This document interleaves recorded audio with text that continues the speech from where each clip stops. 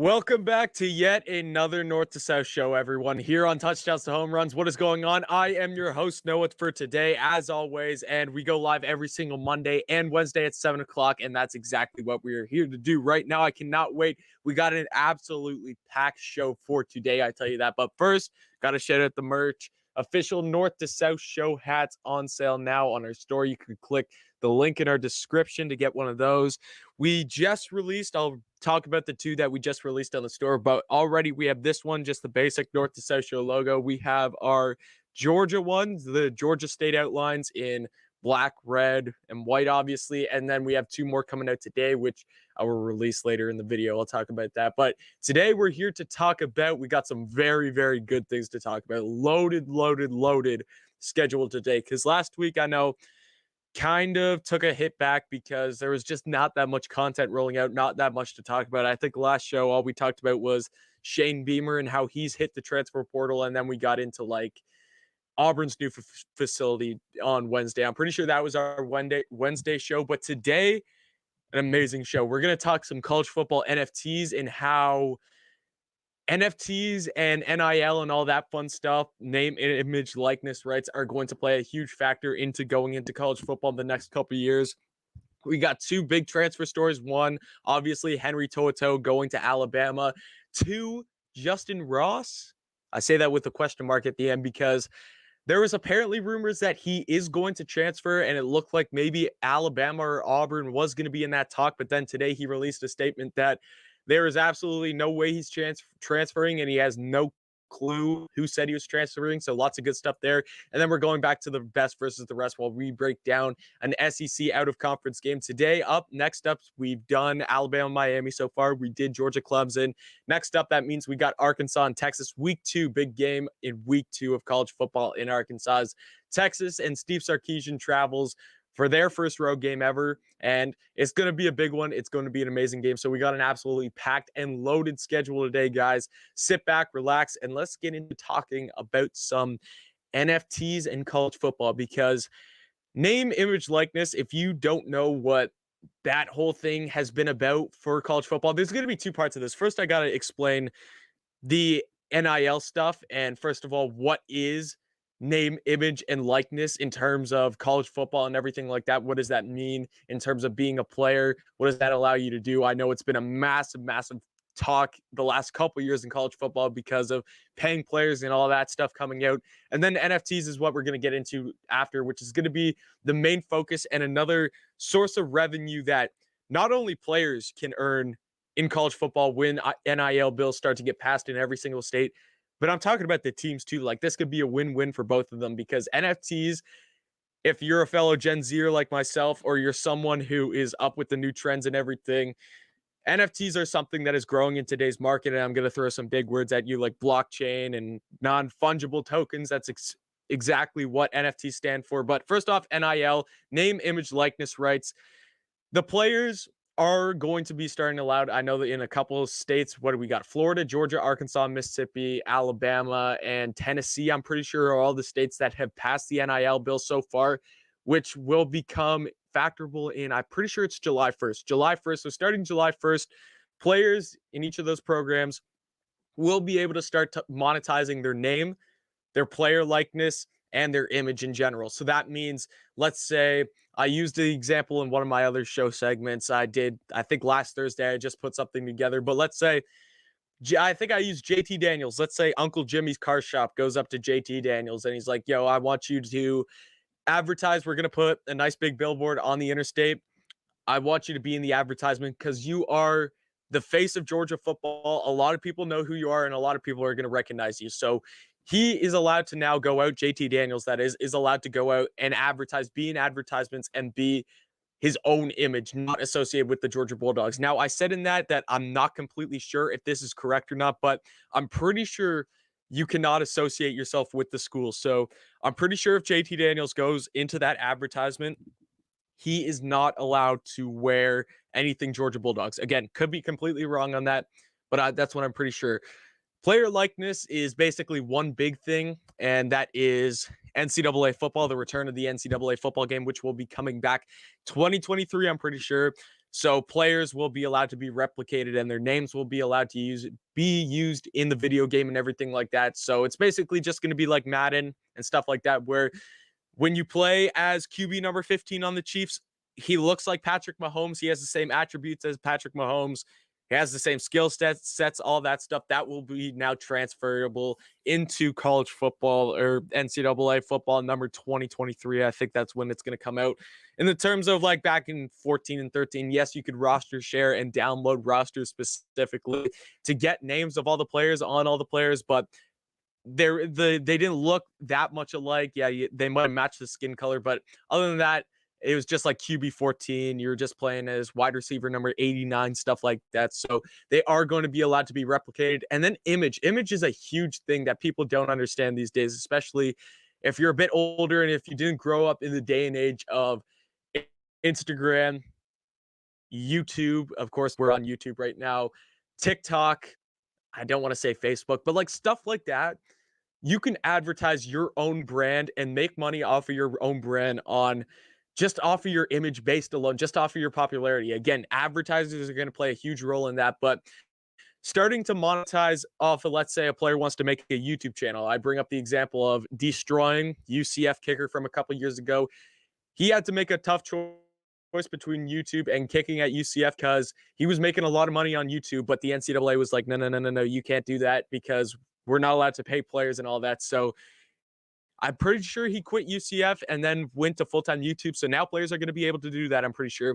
Instagram's another big one. If you could start monetizing your Instagram page and all of the content that you produce, whether that be pictures, all different stuff like that, monetizing that by, let's say, having a paid advertiser at the end of every video, or you scroll right or left or whichever way Instagram is.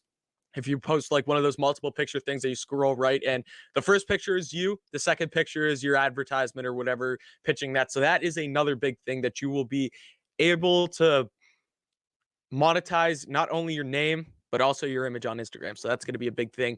NFTs, let's start talking about that. So I kind of gave the rundown of NIL and that whole bill and everything that's going to be legal for college football players to get into making money next season, because I think 110% they deserve to get paid next season. They deserve to get paid a long time ago. I don't want this to become a bidding war where teams are paying players specifically, because then it's just going to turn into a money game. And I don't want that. But I think if players specifically can go out and make money in their own ways, let them do that. Let them earn an income. They've worked hard enough to build this image of themselves. They should be able to monetize it. So I love the NIL deal. NFTs, non-fungible tokens. So first off, I got to explain what that means. If you look at something like Madden players, like if you ever played Madden Ultimate Team, if you ever played like Fortnite and you buy like certain skins and stuff, that is an example of an NFT. It's something that you cannot physically hold. It's something that you cannot physically touch, but it is yours and it is under your ownership. So in a video game, let's say let's say we're playing Madden and I own a Julio Jones 99 overall card. I don't even know if he has a 99. I hope he does, but I can't physically pick up that card. I can't physically hold that card. I can't physically do anything with that card except what it's built for in the game, and that is to play with him. NFTs nowadays is I'm literally in line for an NFT right now to try to get one. NBA Top Shot is kind of the leader of the NFT world right now, especially the sports NFT world, where it's highlights. They sell highlights of players. They have like rights to every single highlight in the NBA, I think starting last season or whatever. They take these highlights, they put them in these little things called moments, they put them in sets or whatever. Every single NFT is going to be numbered by the order it was minted in. So therefore, it's the same as baseball cards or football cards or whatever you want to call it, where usually if you have a numbered card, that's a really, really good sign. And that means that it is rare. There's some rarity behind it. And the lower that number is, it just means earlier it was created or the earlier it was minted. So that's a big thing, having a really low serial number in these NFTs and also having the player jersey number, especially in NBA Top Shot. Like let's say you pull a number 23 LeBron, that could sell for a lot and a lot and a lot of money. I tell you, some of these things are going for insane amounts. Like it is crazy what these NFTs are going for. But really, you go anywhere on the internet and search up any NFT things. It's not just highlights. I've seen multiple athletes get into it and just do an NFT of the player's shoe or whatever. Like it's just a picture of the player's shoe, but you own that player's shoe virtually. You own that. You can do songs. You can virtually own songs and stuff. You can virtually own, I'm pretty sure Barstool Sports and Dave Portnoy just did one of his pizza reviews or something like that. There's so many. You can basically make an NFT out of anything. I can make an NFT of this video right now and sell it on the blockchain, which means basically blockchain is any of these NFTs that are created, they cannot be replicated in the sense that a baseball card could be replicated, because it's something that you can't physically touch, and it's something that is physically kept on this kind of software, whatever. I don't know that. I don't want to act like an expert on blockchain, but it's something that allows these NFTs not to be replicated. So enough about NFTs. NFTs is basically something that is virtual. It's like a virtual card. In what sense I'm going to be talking about here, a virtual card or a virtual highlight that you own to your name, you own to your collection, that will go into your account. And what I think where the win for the players is here in this whole NIL thing that's coming on, and NFTs and teams, this isn't only a win for the players, but if you want as a player to start profiting off of your name and image and everything like that, and you want to get into a real growing market of 2021 or 2022, whenever they would decide to get into this, NFTs is the way to go. Everyone is getting in on this. You can make an NFT out of anything, and especially if these universities give you access to your own content, your own image and everything like that, which I'm saying, like, media teams take a picture of you or they take a video of a sick play you had, and then you can go and sell that to people, however many people you want. That's such a win. Like, that is an insane amount. You're basically selling what you produce in the field or on the field, whatever you want to call it, in the weight room, and selling that elsewhere on a secondary market to people who love watching you play and want to own pieces of history of you, want to own highlights of you. Now, where I think that the teams come in is, I think it is a very fair statement to say that college football and college basketball, and really all college sports, is way more team based than player based. Like, for example, the NBA, I think, is a very player based league. I think it's a very social league where you watch the NBA for specific players. Yes, you'll have a favorite NBA team, but it is such a social media league. It is a league that is based around the player individually, not really the team aspect of it. NFL, college football, college basketball, stuff like that. If you're a fan of those sports, you're a fan of a certain team. And when you say you're a fan of a certain team, yeah, you're going to have favorite players on your team. Yeah, you're going to follow some guys through the NFL and everything like that. But first and foremost, you are there for your favorite team no matter what. Yes, you're going to be some people's favorite player. But I think if you try to individually, as a college athlete, if you try to individually create your own NFTs and then sell that on a marketplace or whatever you want to call it, it will be so much harder to reach the fans of your team. It'll be so much harder to reach the fans of other teams, even, and everything like that. If each individual team or all of college football came together and created one platform, like, let's talk my South Carolina Gamecocks, for example. If the South Carolina Gamecocks came together and created an NFT marketplace where every single game this season, they take the best highlights from those, put them in packs or just sell them, auction them off every couple days. They, like, let's say they make 1,000 of each of the best highlights, and let's say they have 10 highlights. You sell those after, like, every Monday after each Saturday game, and then you give the players that are involved in those highlights, let's say you give them 50% of the auction price, and then the team takes 50% of the other profit. You're still making a good deal, because the teams get profit from your name and your image and everything like that, as they do now. But you're getting the advantage as a player. You're getting the advantage of having the team behind you and the team's pitching to the fans personally to buy these, because I'm telling you, it's a huge thing. Me as an NFT collector, like, I'm in on Top Shot. I have multiple Top Shot moments and everything. Me as a Gamecock fan, do you know how much money I'd pay for, let's say, the Clowney hit? The Clowney hit against Michigan, that would go for a ton of money. I'd pay a ton of money just to own Rodrigo Blankenship sailing his missed field goal against Georgia a couple years ago to win us. But, like, look at Auburn fans. How much would you love to just own that kick six NFT? Like, how unbelievable would that be? Alabama, how much would you love to own Devontae Smith catching the final touchdown in the, 2017 national championship against Georgia to walk it off? Certain plays like this can play such a big role in what collectors want and in what fans want, and that's where the players win because they get to profit off of all these things that they're doing on field. And if they converge that with teams in general, it's going to be much more marketable. It's going to be a lot easier to get it out because let's be honest, as a college student, it is hard to run your own business and promote your own self constantly. But if you have your own team doing that and you are still taking a decent pay cut of what they are doing on that platform, I think that's a win-win for all of them. So just to have this platform, maybe team individual, let's say if Alabama comes out with their own NFT thing and then Auburn does and Arkansas and Vanderbilt and Tennessee and all these different schools do, or you just make one massive college football one in general, you have kind of a team managing that, grabbing the best highlights, and then each player that produces a highlight that gets sold, they get a fair cut of the share of money that gets sold there. So that's kind of my whole pitch on NFTs and how that will play an impact into college football and create a new revenue stream for these players once NIL gets transferred all around everywhere in college football. I'm just going to take a quick look at the comments, see what we got here. We got your local sports talk tuning in, and we got JH Sports tuning in. Appreciate you guys tuning in. Always appreciate the support. Again, if you missed the beginning of the show, you can always tune back. I will have that segment posted on YouTube tomorrow. I plan to have it on tomorrow, maybe earlier if I'm lucky. Maybe I'll get one or two up tonight, but it all depends on how the schedule goes on. But now let's talk about another transfer. Transfer portal has been something that has been going insane in college football the last couple of years. You go back 10 years. Yes, the transfer portal happened.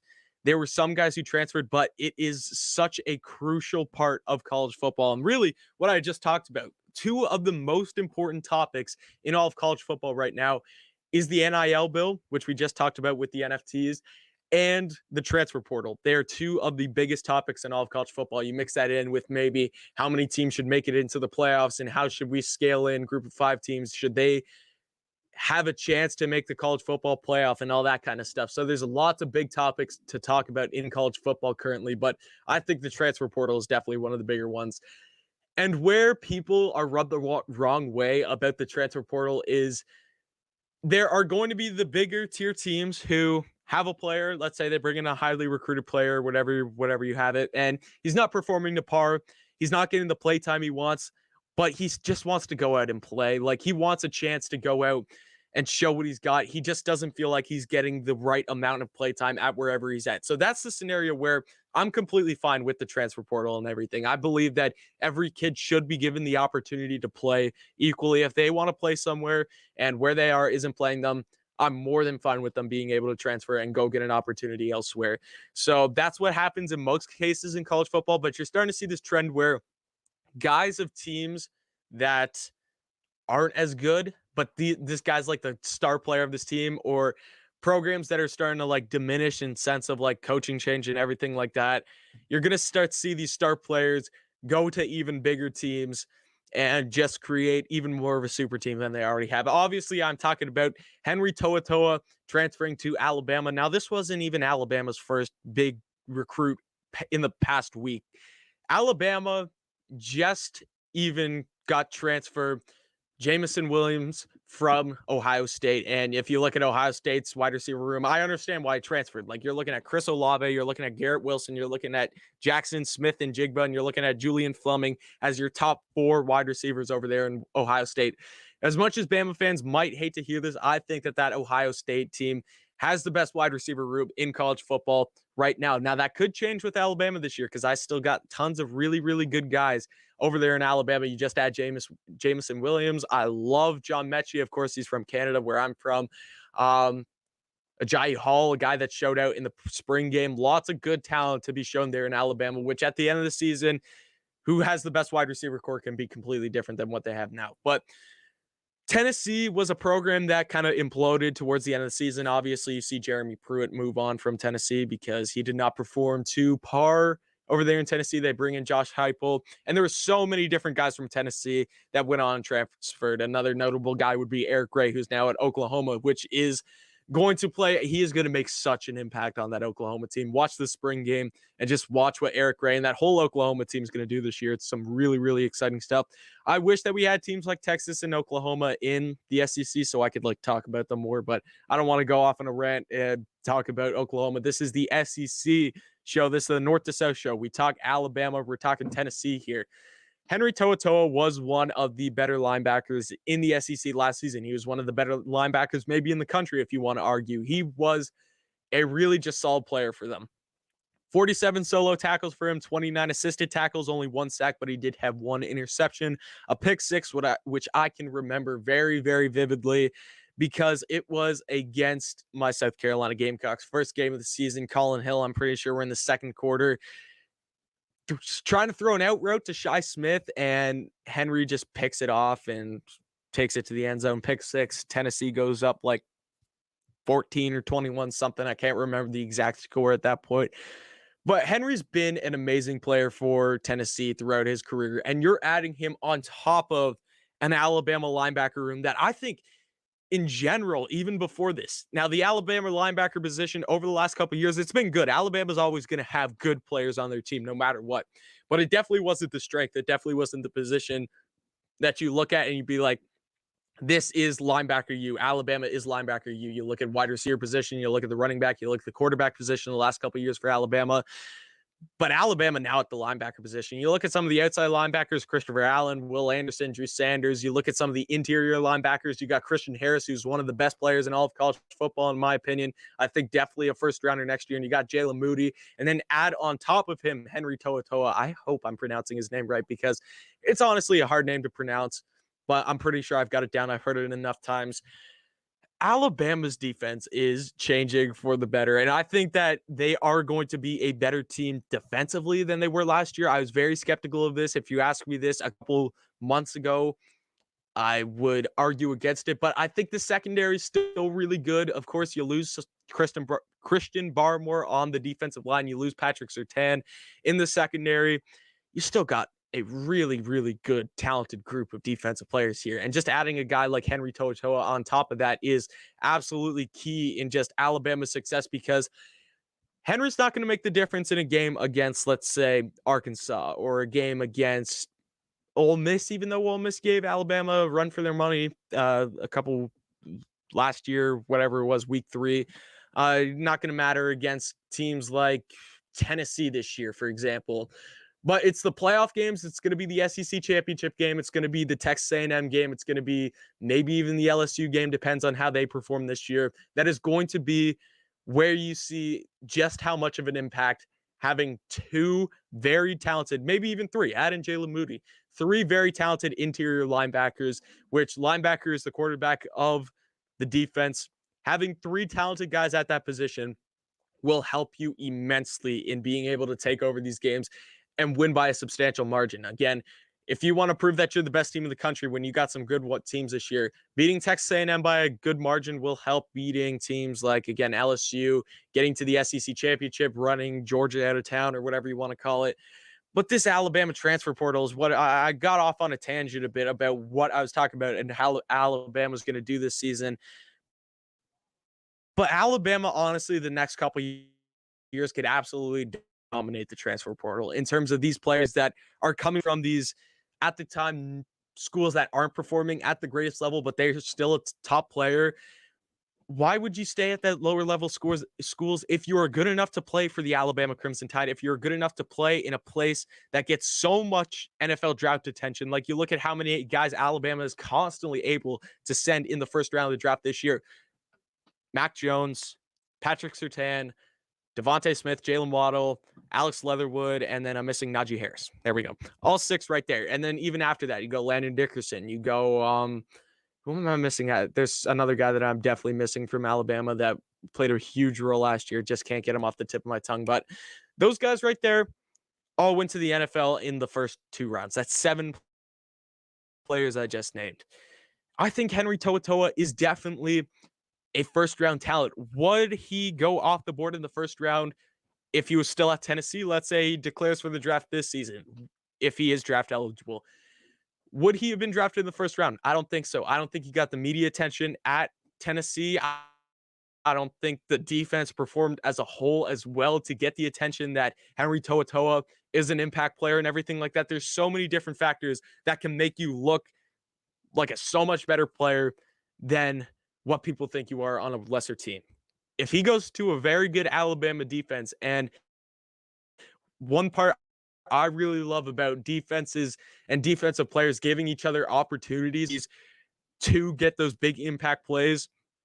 If you got Christian Harris beside you in the interior linebacker position, he's going to draw enough attention on himself. Like, honestly, he's going to draw so much attention. You look at Christopher Allen too, like guys like that are going to draw so much attention on their own. You can't double team every team guy. You can't have a guy focused on each and every Alabama player at all times, because one-on-ones, Alabama, these guys are too talented to not win one-on-one sometimes. If you just put a linebacker on a running back when the linebacker's sacking interior linebacker, they're going to get home and they're going to get to the quarterback. I'm sure of it. So you need some help. It's not like you can take these guys one-on-one and then constantly keep winning against these Alabama linebackers. When you got two guys like that, there's going to be always an opportunity, whether they're double teaming Toa, whether they're paying more attention to him, whether they're paying more attention to Christian Harris, whether they're paying more attention to Jalen Moody, whether they're paying more attention to Will Anderson or Christopher Allen or whoever it is on that defense, because I haven't even touched on the secondary yet, you are going to give opportunities to other guys on the defense. So as an Alabama fan, I'm not an Alabama fan, but yeah, I'm saying if I was an Alabama fan and I had Henry To'oTo'o come to my team, I'd be more than thrilled. Alabama is just building more strength onto the team, just putting more meat on the bone. He's going to do some amazing things at Alabama next year, and I really think you're going to see Henry To'oTo'o start to get the respect he deserves in terms of getting talked as a first-round pick. Is Alabama dominating the transfer portal? Is that going to become an issue in the next coming years in college football? I think it's definitely an argument that will be made, and I think it's something that we'll definitely talk about. Maybe even Wednesday show, we might save that for that. But main factor, Henry To'oTo'o, great player, going to Alabama, who already has a great defense, come together, have an amazing defense, go out, do some amazing things in the SEC this year, win an SEC championship, win a national championship. Henry To'oTo'o goes first round of the draft is the basic summary of everything I just said. So that is my segment for that one. Henry To'oTo'o going to Alabama. When we get back, I got another transfer story. We're going to talk some Justin Ross, maybe transferring out of Clemson. Again, huge quotations around that, huge question marks at the end of that because nobody knows yet. But that's what we're going to talk about. And then we got Arkansas and Texas breakdown after that. So stick around, guys. We will be right back. Well, I'm out taking a drink of water. I'm out taking a drink of water and catching my breath to bring you guys some more amazing content. Let me tell you how you guys can contribute to the TD's to HR's brand.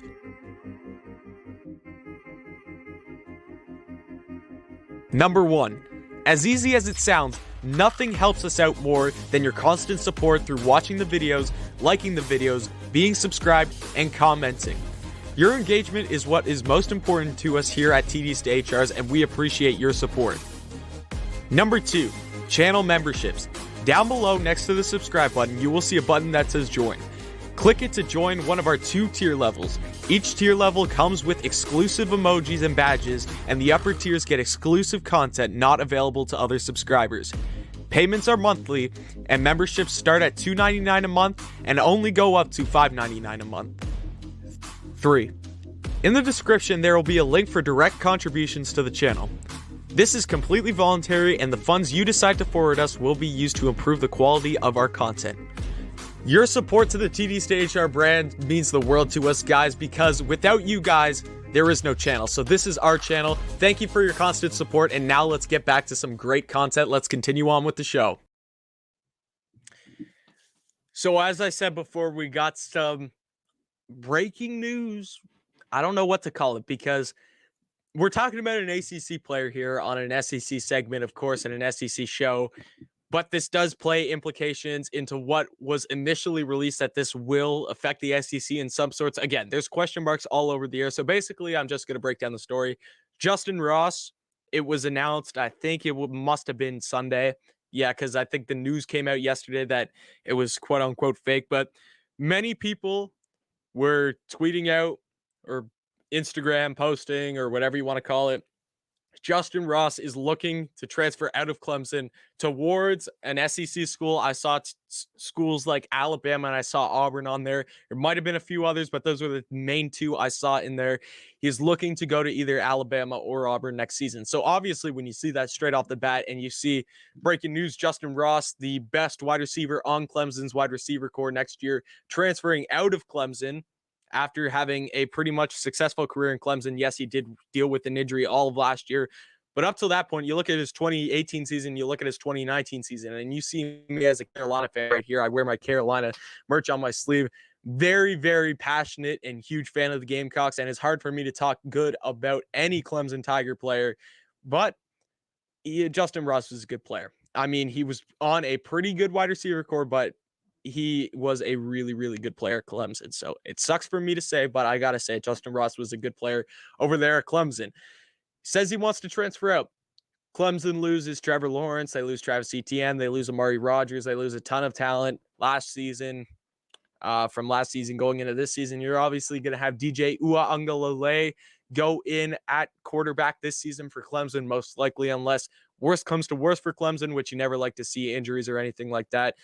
It's going to be DJ taking snaps for Clemson this season. Now, I said before, there's no spoilers here. Like, I'm not going to be like, oh, I'm going to talk about why Justin Ross would want to transfer and everything like that and just be like, bam, Justin Ross doesn't actually want to transfer. It came out today where he said something, I think he might have tweeted, but he said, I do not know where on earth this came out from. I don't know who's making this stuff up. This is complete bull crap. I'm not transferring. So take that how you will. There could be a chance that maybe someone knows something that shouldn't have said something and Justin Ross may actually be transferring, or Justin Ross is telling the truth about wanting to transfer and wanting to go to, let's say, an Alabama next year and just go on a really, really good wide receiving core. And I'm going to break down some of the reasons why maybe Justin Ross would want to go to a school like Alabama and go out of Clemson. I think the number one thing that I look at and that stands out to me, if you look at him wanting to go to Alabama, which, again, Alabama's going to take him. We just talked about it with the whole Alabama transfer thing. If Alabama's going to get any guys transferring, it's going to be the star players of these teams that they could just go and join Bama whenever they please. I think that the wide receiver position and how the wide receiver position is conceived and seen on a national level from Alabama, like look at the amount of wide receivers that they've sent in the first round. I think look at the last 3 years. Jerry Jeudy, Henry Ruggs, that was 2019. No, that was 2020 draft, 2021. Obviously just happened a couple weeks ago. We had Devontae, we had Jalen Waddle. And then you look at 2018 when we had Calvin Ridley go. That's 5 first rounders in the last 3 years from that Alabama wide receiver position alone. You look at Clemson in the wide receiver position and their top guys, like they've had some talented guys. You look at T. Higgins, you look at Amari Rodgers.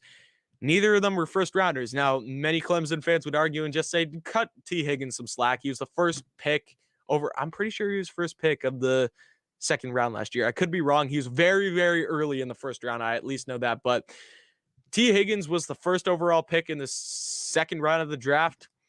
You could say he was technically a first rounder if you want to get really, really picky with me. But he's not a first rounder technically.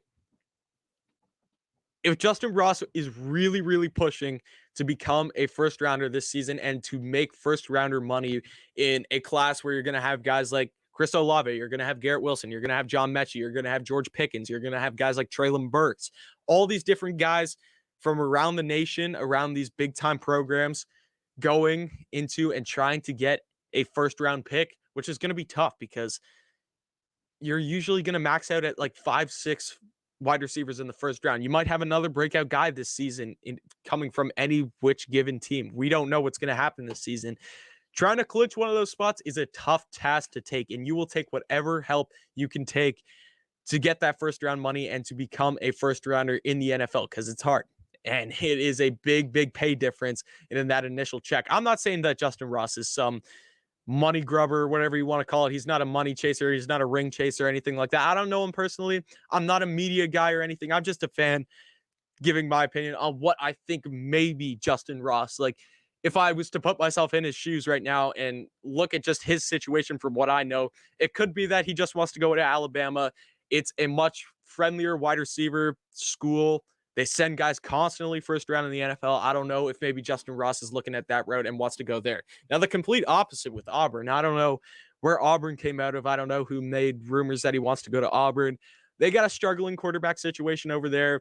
The wide receiver position is very weak over there. They're still a pretty nationally respected team in terms of a college and a program in total and their history and everything. But currently, I don't think that team is in the greatest of shapes. That why would you transfer to Auburn from Clemson? I don't understand. And that's not, I would love Justin Ross to get out of Clemson because he's a good player and I don't want talent on Clemson.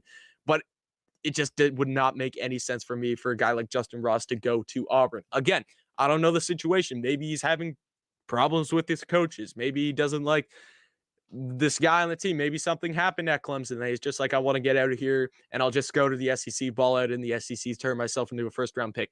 I have no clue. But I'm telling you, if let's say Justin Ross was to go to Alabama next season, put him on the same receiving core with John Mechie. First of all, that's huge. You put him on the same core with Billingsley. You put him on the same receiving core as Slade Bolden. All these different guys at Alabama might pass Ohio State. I'm pretty strong that Ohio State still has the best wide receiving core in the nation. But if you add a guy like Justin Ross onto Alabama's core, maybe Alabama has a successful draft like they did last year, where you have at least two guys go, wide receivers go in the first round for Alabama. Maybe that's what he's thinking. Again, like I'm just speaking speculation. I'm just talking about this whole thing. But it's just so weird that this came out in general, because why would it come out if there wasn't something going on? If there wasn't something going on. Now, it could just be media causing up a scene, because that does happen before. Maybe media people overreacted to something. Maybe a media person saw Justin Ross hanging out with a friend in Alabama or something like that, and they're like, oh, I heard that he wants to go to an Alabama school. There's so many different things that I have no clue, but it's just something that I would definitely keep my eye on, because if it does happen, if Justin Ross does transfer, he could definitely be one of the better transfers of this whole season and be one of the most impactful transfers of the whole season next season in all of college football, especially a guy at that caliber going to a wide receiver school like Alabama. Be absolutely nuts. So that's just what I have on Justin Ross. Watch out for him. Keep an eye on that. Again, I think it's unlikely that he will transfer, but you never know. Keep an eye on Justin Ross and Clemson, because you got no clue what's going on. And if the media is saying stuff, I don't want to say most of the time they're right, but most of the time when they do say stuff, that means that there is something going on, no matter how slight it is. It could have just been Justin Ross tripped on a coach or something and someone just overreacted. Like, the media will do what it do. Whew, lots of talking there. Lots of talking. I'll take a fan question or two. Before I get into the Texas-Arkansas segment, I'll get into a fan question, let myself catch some breath before we go into talking about this Arkansas and Texas game, because it is going to be a really good game. Really good game, and got some predictions for that. Lots to look forward to in that segment. But I'll take any questions right now. I'll take one question or so, and then we'll get into that. And then we'll also finish up with some fan questions. Do not forget that. I'm not just leaving you guys out to dry. Fan engagement means a lot to me, guys. Let's throw up a post from Gamecocks fan. What's up, Carolina fan here, of course. Love the jerseys behind. I mean, Carolina baseball going out tomorrow night. Got to sweep against Clemson. It's going to be fun. Fun baseball series we got up. I want to talk some baseball on here. I mean, I don't know the most about college baseball to talk about it the most, but I love watching college baseball. I think Carolina's got a good team. Obviously, hitting has been really struggling over the last couple games, last couple series in general. Can't win a series one game, but it's not good. Not good. How's it going, JH Sports? JH Sports. Okay, so it doesn't look like we got any questions, so that means we will get into this Arkansas and Texas, the best versus the rest of the segment, where I break down an SEC out-of-conference game, one of the bigger SEC out-of-conference games. I'm not talking about like some random, for example, South Carolina playing Eastern Illinois. I don't need to break that game down. But when we got two Power 5 teams going at it, especially in the SEC, especially a big program like the one we're going to talk about today in the Texas Longhorns, who is just starting a new era of football over there, it is going to draw a lot of attention and a lot of good things to talk about. So far on this segment, we've done Alabama, Miami. We've done Georgia, Clemson. Now bringing up Texas, Arkansas, and I'm pretty sure on Wednesday we are going to do Auburn, Penn State. I'm pretty sure that's the plan so far. But Texas, Arkansas. First off, let's just touch on Arkansas a bit before we get into talking about Texas and how they're shaping out the season. Arkansas hires Sam Pittman a couple of years ago. He goes in, does his first season last year, and even though Arkansas went 3-7 last year with Sam Pittman, you could say 4-6, whatever Arkansas fans want to count that Auburn game as a win because it was a backward snap. It was a backward spike. We all know it, and it should have been a win for Arkansas. So 4-6. The Arkansas Razorbacks go 4-6. How about that? Arkansas goes 4-6 last season. But just even the games that they did lose and what they're expected to be at the beginning of the season, like that's in all honesty, I expected and most people expected Arkansas to be beat like a rented mule last year and just be the absolute doormat of the SEC West last season. The SEC in total last season. Were they that? I don't think at all. They gave some really, really good games against good teams too. Who are their wins? They beat Tennessee. I'm pretty sure they beat Mississippi State and they beat Ole Miss last season. They beat Tennessee and then they beat Auburn because we're going to count that as fourth win. They would have had to beat Mississippi State. I can't remember who their third win or fourth win was against, whatever. They had 4 wins last season. 4, asterisk 4. We're going to call it that. By the way, North to South Show Trucker Hats just released my Arkansas ones. Arkansas fans, definitely go get yours now. They're only $25. Go click the link in the description or hit that little notification.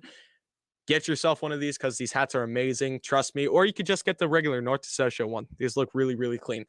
Arkansas last season, they're going to lose some pieces. They lose Felipe Franks. They lose like Rakeem Boyd. Lots of good players that you're going to lose on that offensive side of the ball for Arkansas. But as a whole, Arkansas is still returning most of their teams, and they're returning their best player in Traylon Burks, which I think is a huge factor this season.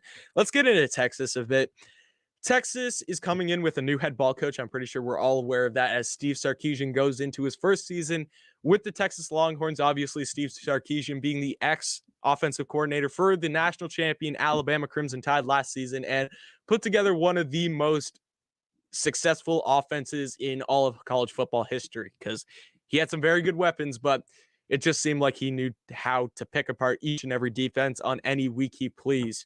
So this game against Arkansas, it is going to be Sark's first big road test. I think it's his first road game as a whole with Texas because it's week 2 and week 1. Let's not overlook this week 1 game for Texas this season because they take on the Raging Cajuns of Louisiana Lafayette at home, who might be favored as a top 25 team going into the season. They had a really good season last year. We'll see how Billy Napier and his squad do this season with the Raging Cajuns, but that might be a big game. How will they be performing going into that game and coming out of that game, which will really change my pick? Again, this is just an early glimpse, an early preview into this Texas-Arkansas game, but just getting a little glimpse, but we'll see a lot of what this Texas team is made of against a good Raging Cajuns team next year, an underrated Raging Cajuns team next year. But Texas, yet again, will come in this season as a top 25 team, as they usually do. Will they finish a top 25 team? Completely different question. We see it each and every season. Texas has massive mood swings where some seasons they look like they're going for or sub points in some seasons they look like they're going for a college football national championship. In some seasons, it looks like they're just trying to not lose to Kansas in that sense. So Texas, the quarterback position this year, you obviously lose Sam Ehlinger. By the way, Texas fans, I didn't even have this in my notes. I can't believe I didn't. But speaking of Sam Ehlinger, talking about his brother, terrible, tragic news for all of college football to hear. So send my condolences out to the Ehlinger family. Send my condolences out to Texas fans and everything like that, because I'm pretty sure Jack Ehlinger was his name. It sucks to hear anyone go at any point, no matter who it is, especially in a big-time program like Texas. It really, really hurt just seeing any college football player go. So condolences to the Ehlinger family, condolences to Texas fans. Horns up. I'm pretty sure I saw a bunch of Oklahoma fans supporting Texas fans too on Twitter and stuff. So that was really great to see. But quarterback position this year, Caleb Thompson, I'm guessing, is going to be the quarterback for Texas going into the season. Or Casey Thompson. Why do I always say Caleb? Casey Thompson is going to be the quarterback for Texas going into the season. But you could see a push from Hudson Card. I don't think it's going to happen. I think Sark likes Casey, and I think a lot of Texans like Casey as their quarterback. So I'm going to stick with him as the quarterback for Texas, but who knows? You could quarterback battles are insane. Look at the running back position, obviously the strength of this whole Texas team, because you have Bijan Robinson. In my books, I'd say he's the second best running back in all of college football right now. After Breece Hall, I still think Breece Hall is a really, really, really good player, but I think Bijan Robinson is right up there. Like, he's got some real talent in him. He's the strength of this offense, hands down. You look at the wide receiver position after losing their main guy, Brennan Eagles, this season. Josh Moore, you're going to have Jordan Whittington, and then you're going to have Troy O'Meara as another stepping guy coming in. Those are kind of going to be your core of this wide receiver position this year. But a weakness of this offense definitely is going to be this offensive line. It's going to be tough because you're replacing guys like Samuel Cosme, obviously went to the NFL this season, but there's some inexperience on there. And especially when you have a good running game in Bijan Robinson, a great offensive line will really help in not only the rushing game, but the passing game too. So I think that the offensive line in a total for Texas this season is going to be a big weakness and something that definitely needs to be worked on over spring and as we get into fall ball. If we look at the Texas defense, I think the secondary got hit by the transfer portal. I think there was a guy or two who transferred to Mississippi State.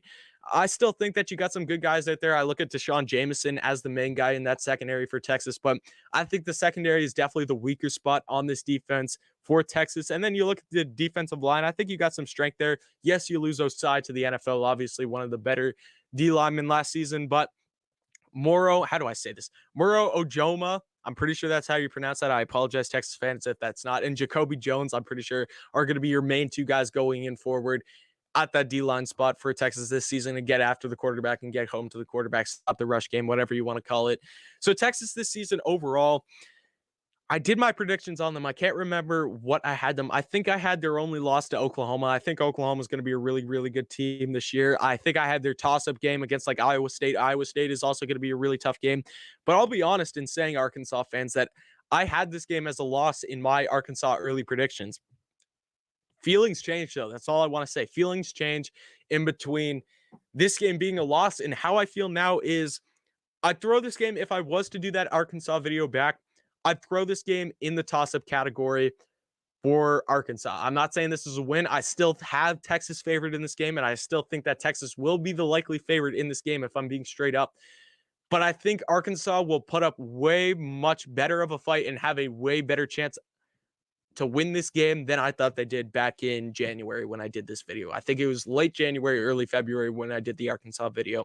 So I'm going to go down some keys for Arkansas to win this game. Just an early look into some keys in what Arkansas can win this game. Now, I could name out some easy ones. I could say like, oh, win the battle in the trenches. Make sure your D-line is always pushing their O-line back, and make sure your O-line is always pushing their D-line back. It's as simple as that. KJ Jefferson, play good, make throws and everything like that. I got some more interesting ones and some better ones than that. I'd say tire this defense out with KJ constantly moving. Again, you got a weak secondary back there. If they're weak within the first couple of seconds of the ball being snapped, if you're able to extend plays and everything like that, this secondary and this defense as a whole is going to get very tired, and that's when you're going to be able to really get the rushing game going and really get the passing game opened up. And KJ's a mobile guy. So I really like if you're able to keep the defense on their toes and make them constantly aware that KJ Jefferson could make a big play at any single point and keep him constantly moving him and play cat and mouse with him, whatever you want to call it, make him chase KJ all around the field. This defense is going to get tired out very quickly. Treylon Burks can have a huge, and if Arkansas is going to win, I have Treylon Burks having a massive breakout game. Treylon Burks is a guy that skill-wise is one of the better wide receivers, hands down, in the SEC, maybe even in the country. But you look from a media standpoint or a national standpoint, he plays on Arkansas, and Arkansas just doesn't get the attention that other schools like Ohio State or Georgia or Alabama, like guys like George Pickens, Chris Olave, Garrett Wilson, John Mechie, those guys will get more attention than Treylon Burks will get, just due to the fact that Treylon Burks plays on Arkansas.